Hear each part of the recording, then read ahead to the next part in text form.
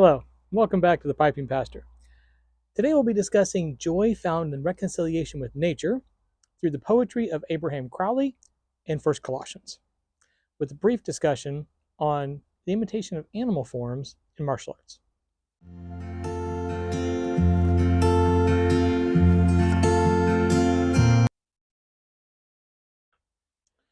Well, for those of you who follow my blog or have at least perused it briefly,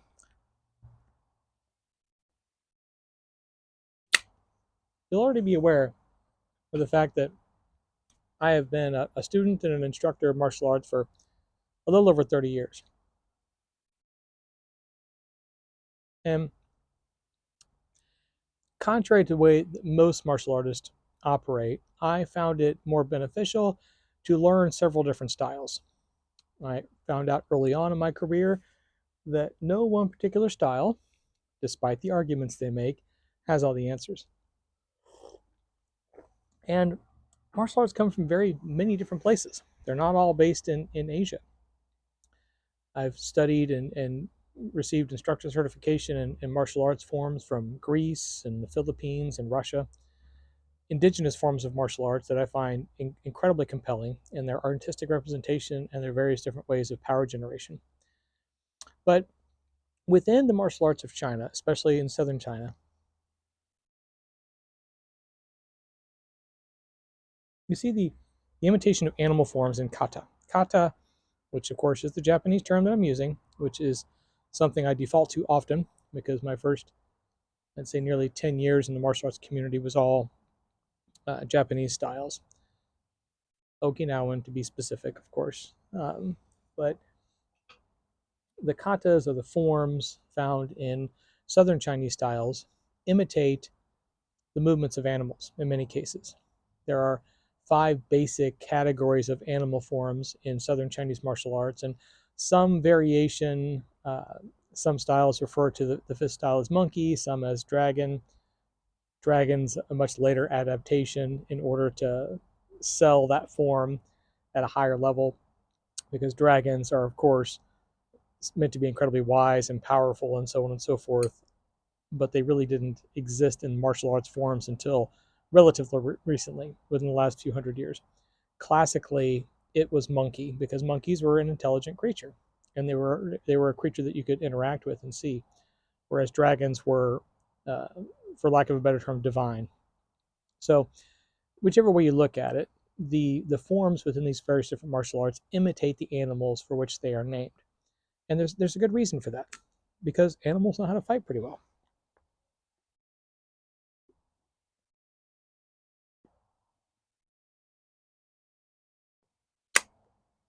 You see,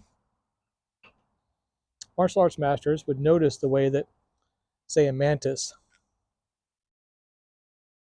engaged in combat, or the way they would see a tiger take down an animal, or the power in the movement of a snow leopard, and they'd say that makes sense.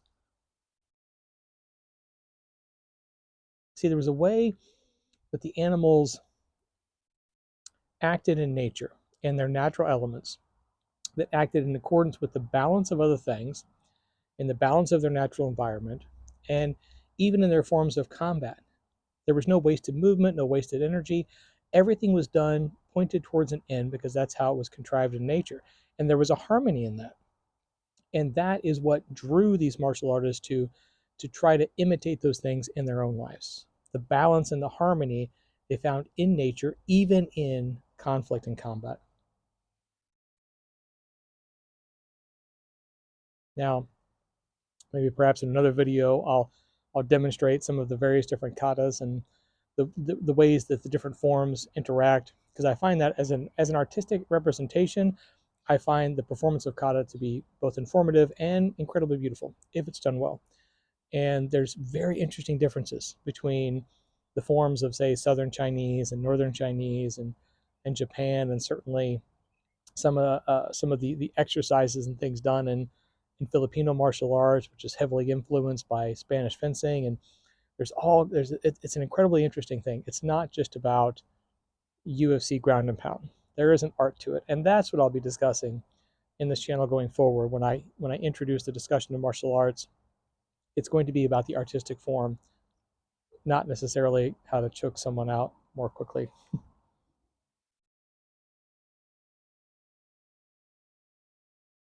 There are other far more specific YouTube channels you can watch for that if you're so inclined. But I wanted to talk today about imitating animals and martial arts because I find that it really fits with our discussion today of reconciliation with nature, finding balance in nature, looking to nature to understand how God has put the rest of the created order together and where God is that balance, because it can then inform us how we can receive joy by simply acting in and with and through nature. So to do that, we're going to look today at Abraham Cowley. Now, Abraham Cowley, brilliant poet, also studied medicine at Oxford. So he had an understanding of human nature.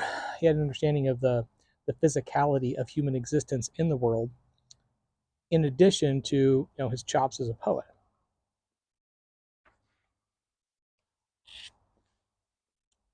And of course, as most people did in those days of this particular class, he was well traveled and very well educated, and he had seen a lot of human nature. And he has a poem called The Grasshopper. And I'm just going to read through the first half here, because I think it makes an excellent point. Happy insect, what can be in happiness compared to thee? Fed with nourishment divine, the dewy morning's gentle wine, nature waits upon thee still, and thy verdant cup does fill. 'Tis filled wherever thou dost tread, nature's self's thy Clymamed. Thou dost drink and dance and sing, happier than the happiest king. All the fields which thou dost see, all the plants belong to thee. All that summer hours produce, fertile made with early juice. Man for thee does sow and plough, farmer he and landlord thou. Thou dost innocently joy, nor does thy luxury destroy. I think it's a wonderful way that he demonstrates that the grasshopper is the landlord and the human is the farmer.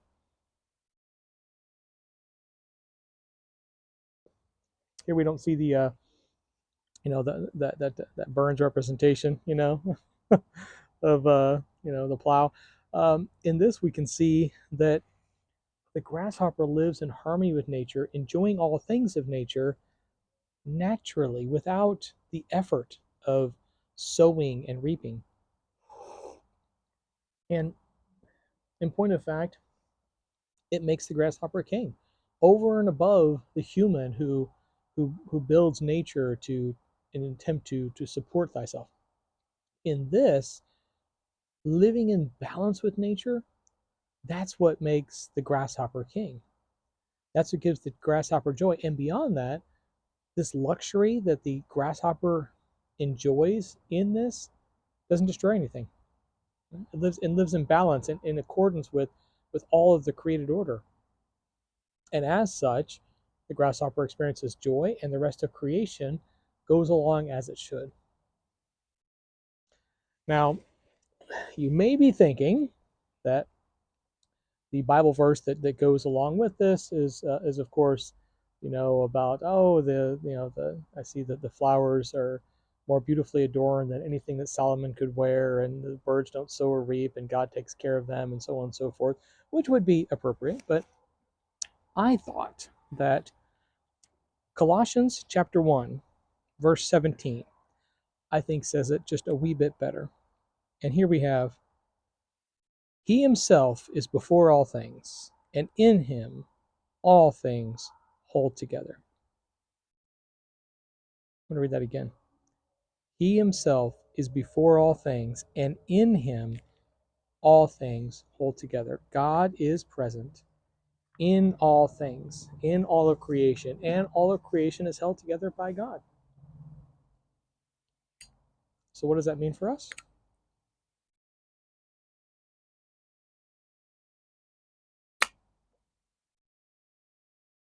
The grasshopper enjoys nature, being in balance with nature, experiencing joy